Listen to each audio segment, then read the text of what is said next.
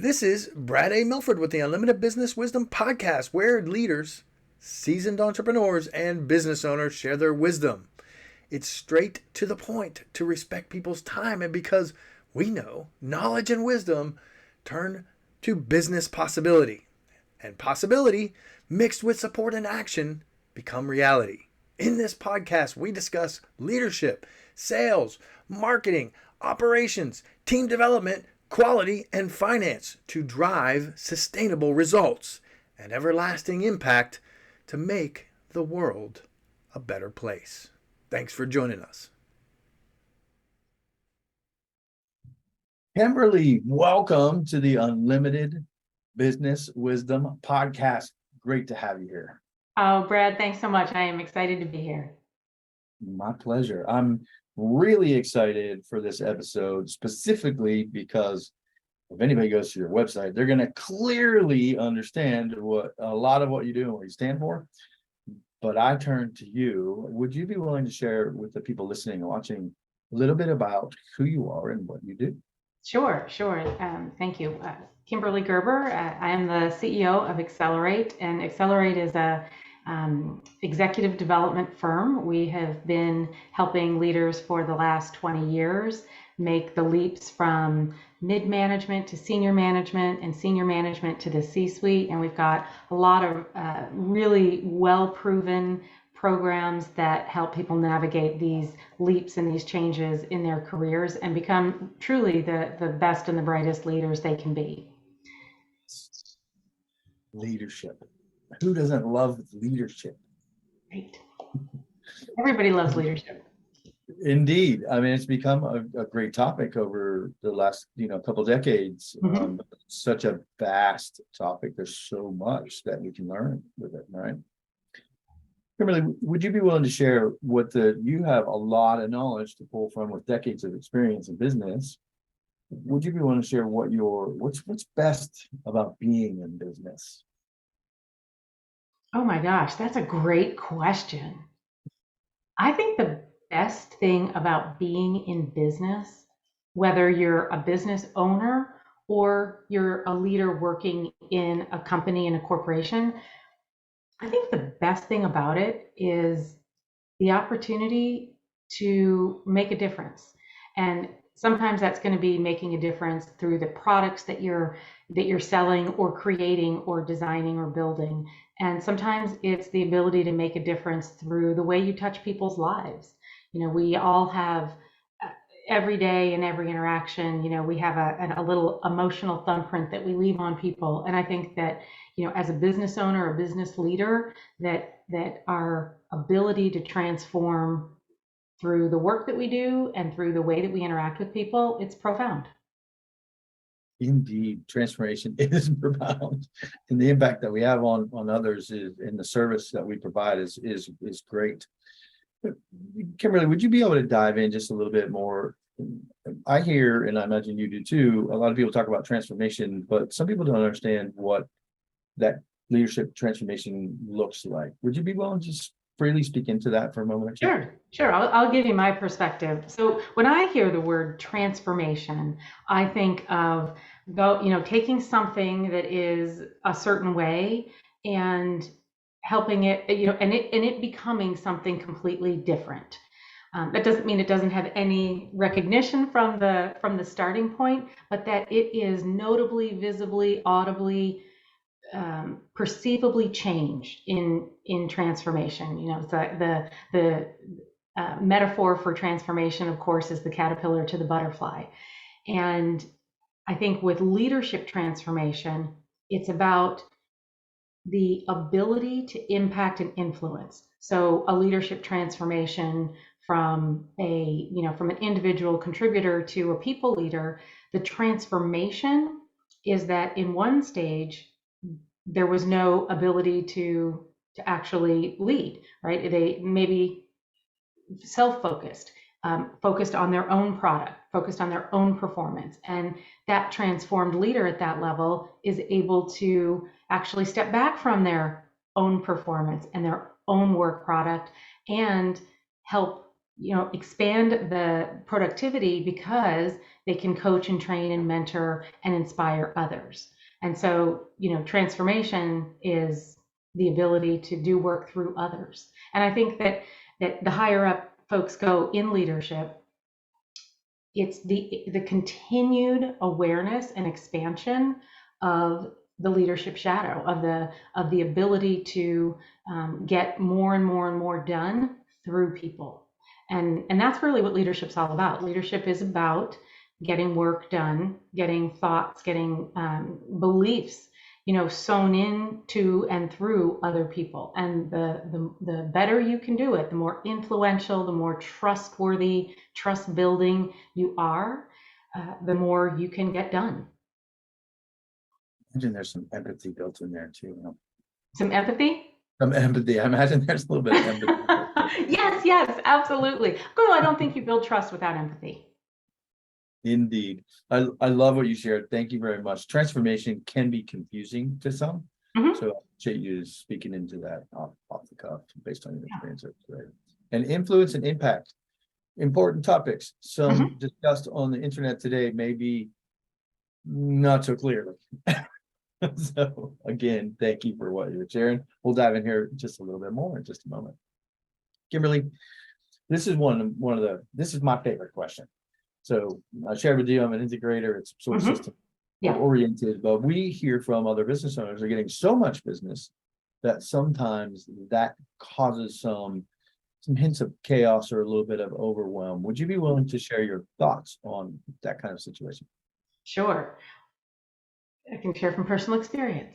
I think that as a business owner, sometimes too much business, can really throttle the business, because if you're not staffed, if you don't have the capacity, if you don't have the systems, then you really can't handle the business. And I've certainly had, periods of time in growing a business where, I was too much of a provider, and, really couldn't expand past a certain point, didn't have the capability. And it really, I think you learn as a business owner how to get out in front of that, how to take some risks. I think that a lot of times that business owners get themselves into those situations because they're delivering a high quality service or product, but they're not taking the time to make sure that other people can deliver that same high quality service and product.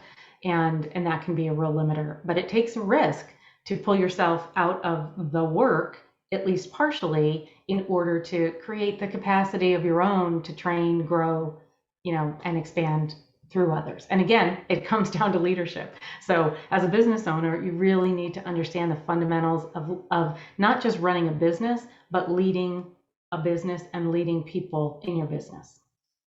I love the building people aspects. That's what leaders do. They build other leaders, right? Yep, that's right.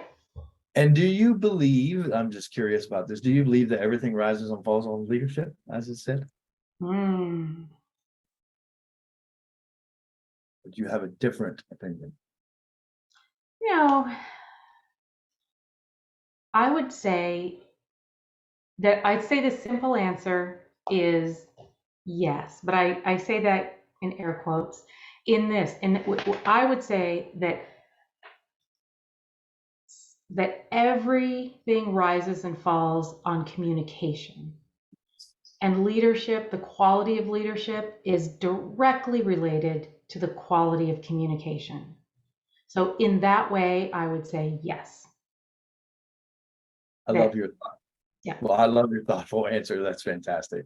I hear many people throw these quotes around, and then oftentimes I think, like, is that really true? So I really appreciate your thoughtful answer. Question the quotes. I love it. Thank you very much. You're welcome. This is a fun question. Who else successful like yourself ought to be on the Unlimited Wisdom podcast? It's so interesting. When you ask that question, a couple of names pop to mind, and they're really three people who I would consider fundamentally my strongest mentors in my career. And to some degree life, because I've been working for 30 years, so that is my life, right? But there's three people, three gentlemen actually, John Alderson, Chuck Norp, and Mark Lindstrom, who just fundamentally embody what it means to be a leader. Three very different people, very different backgrounds. Some I met at Starbucks when I was working there, some at Fleetwood when I was working there back in my 20s and 30s. And these people really gave, walk the talk of what it meant to be exceptional leaders. And they would all be awesome for people to hear from. Love that. It's so important to hear those kinds of stories, because we often are exposed to people who say what a leader is not, or the complaints come so easily and that kind of stuff. So here, three names that come right to top of mind for you, the people that exemplify that, is fantastic. So thank you. Yeah, you're welcome. Kimberly, let's get to the crux of this. Let's get to the center of this. I know this can be probably challenging with your vast knowledge, but what's one piece of wisdom that you would love to share with other business owners? That is tough. There are many pieces of wisdom, some right for the right person at the right time. Sure. So again, I'll share what came to mind, and it might be because it's kind of what's on my mind. That I found myself giving this counsel to folks a lot these days, is that in this very dynamic environment that we're in right now, play the long game.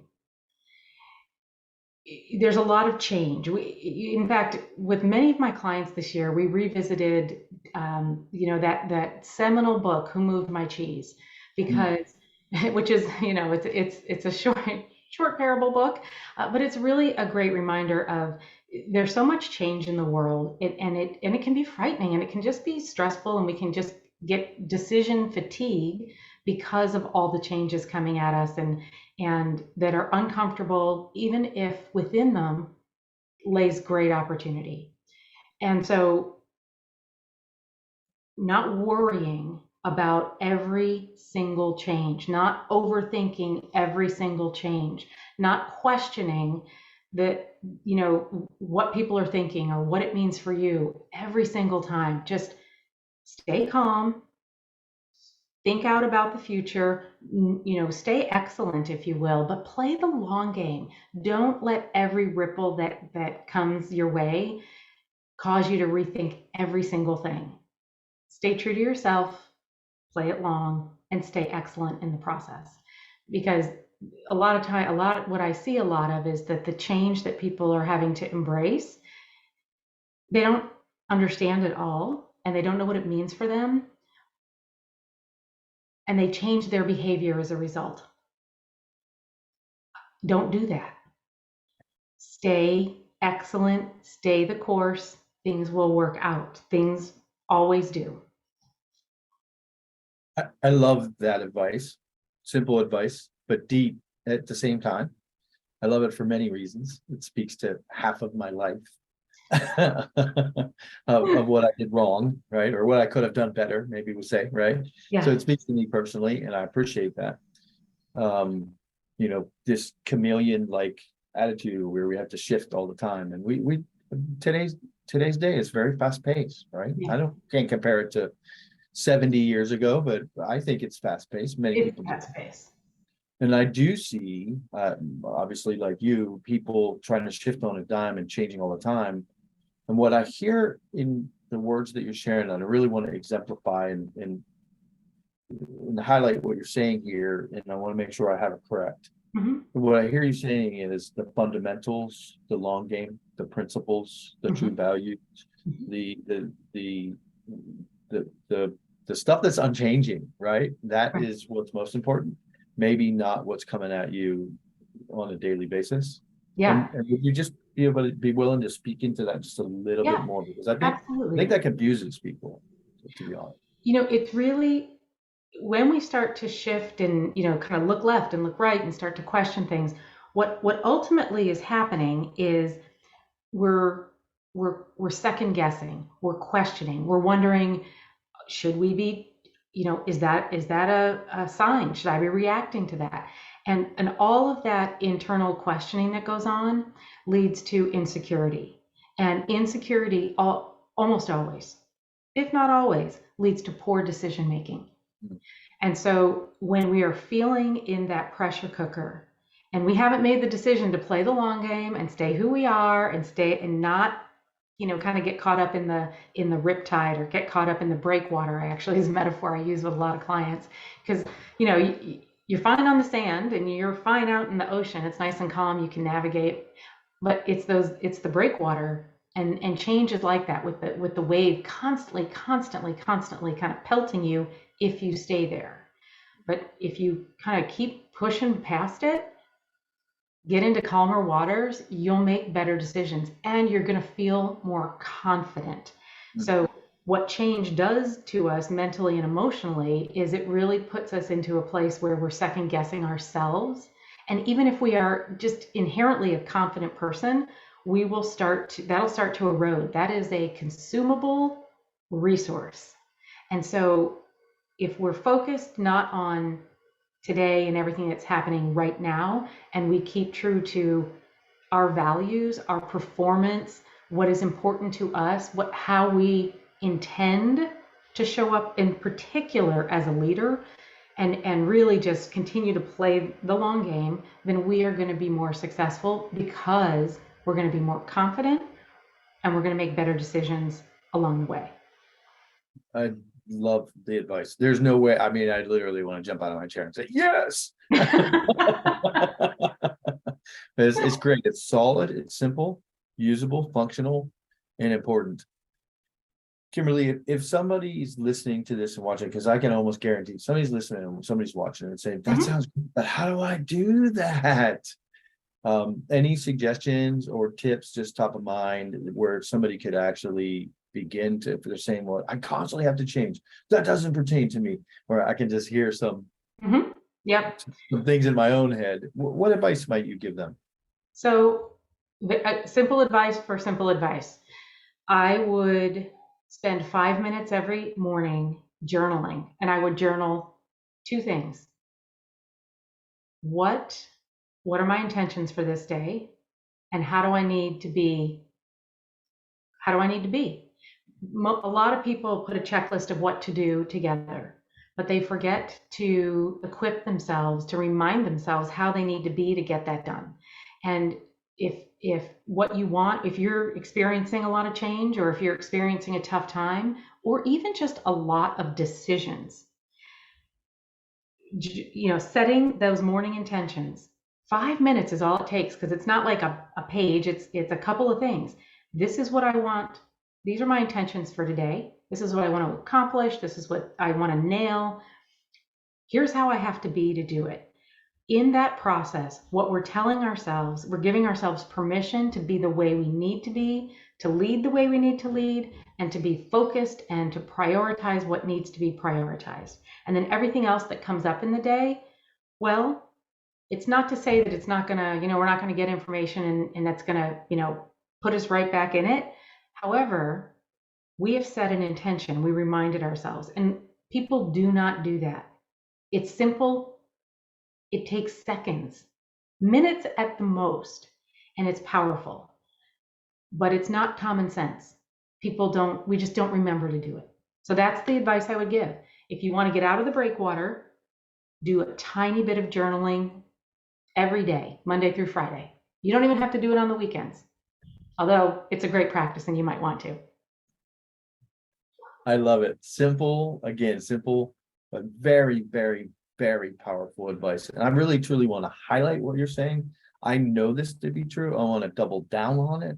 I want to say, for anybody listening and watching, that's gotten to know me, I want to actually really highlight what Kimberly's saying here, because it works. It works. That is something that I have built into my daily routine that I do every single day. And it's one of the things, along with gratitudes, that has absolutely transformed my life. Absolutely. So thank you. Advice that works, Kimberly. Yes. That's great. And that is to me, it's all about results. What are the results of whatever we're doing? And that is absolutely going to return dividends. what you're sharing is super effective. So thank you. I know you and I could talk leadership, we could talk business, we could just go on and on and on for hours. I just know it. I can feel it. I love the energy that you bring in. Let's shift gears for a moment. Sure. But, I ask every guest, and it's exciting because, we work to live, not live to work. Let's hope, right? So I want to encourage anybody that is, let's work to live. So what's the most fun vacation you ever had? I'm really interested to know. Ooh, that's tough. That's tough, not because I can't think of one. I want to tell you three, but I will share one. Probably my most favorite vacation was scuba diving in Honduras.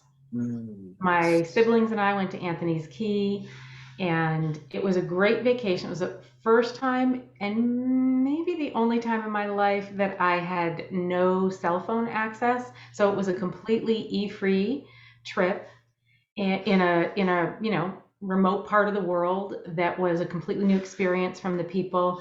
And my siblings are hilarious, and so anywhere we go, it's a party. We collect people along the way, and we just have such a good time. I attended a Honduran funeral and got to pick a chicken for dinner, and and then did some of the best scuba diving I have ever done, as before or since. It was just truly, truly an amazing time. And I was fairly certain that on the way home I was being kidnapped, but it ended up that I wasn't. But it helped to make a memorable vacation. Nice. The chicken sounded maybe like it was a little bit scary, but I love the scuba. Maybe. I was actually thinking there's probably some listeners who aren't going to appreciate that, but it was part of the vacation. But it's real. I love it. I love it. You were taking me back to someone, but I haven't been to Honduras to scuba dive. So now you got me. I'm gonna have to add to my bucket list. Yes, do. Kimberly, thank you so much. I appreciate. I know you took a chunk out of your day today to actually be here to serve the people listening and watching. So I want to celebrate you for that. Well, Brad, I want to thank you because you gave me an opportunity to talk about some of my favorite things, and I just appreciate that opportunity. Thank you very much. When people do listen and watch and they say, this Kimberly, I love her. I've got to reach out to her. I got to know more.